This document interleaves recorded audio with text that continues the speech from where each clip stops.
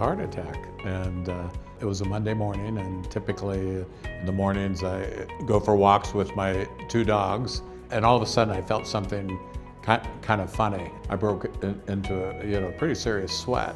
But for some reason something went off, and I'm like, I'm gonna go Google heart attack symptoms. And when I saw the sweats, that kind of got my attention. So I woke up my wife and I said, honey, I think I might be having a heart attack. We should probably go to the hospital.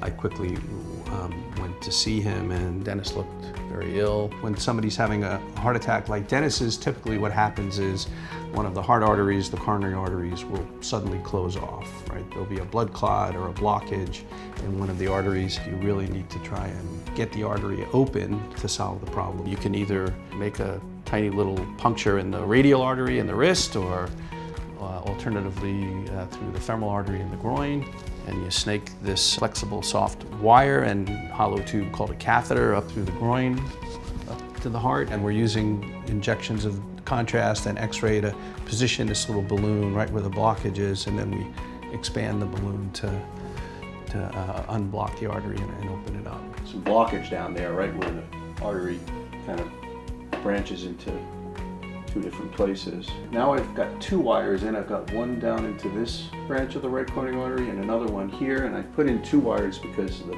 blood clot and the blockage is kind of at a branch point. I'm trying to make sure I preserve blood flow into both branches. So here's a picture of the balloon expanding the stent into that place of residual blockage in the artery. And then after the balloon is deflated, it's taken out of the body and the stent is left in. Dennis also had blockages elsewhere. So after he recovered from this heart attack, he had a consultation with one of our cardiac surgeons, Vince DiFilippi, and had to have the other blockages taken care of with another technique, which is coronary artery bypass surgery.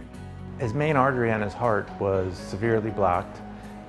This artery, when it's totally blocked, means you're not alive anymore. The bypass, you go around the blockage. So you take an artery or a vein from somewhere else in the body, and then you sew it into the artery on the other side of the blockage. So it's like in traffic, when you take a detour, you go around it, you bypass it. We do that with the blood flow to the heart.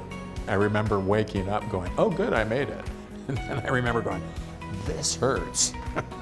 So he'd made dramatic progress to where I couldn't even tell that he'd had heart surgery and barely recognized him from the person that I knew and operated on. I do feel good. I've lost weight. I go for my walks, do the things I'm supposed to be doing. I really want to give high marks to the nursing teams and staff. They were great, they were attentive, they were friendly. I mean, I can't say enough about the caliber of care and the professionalism.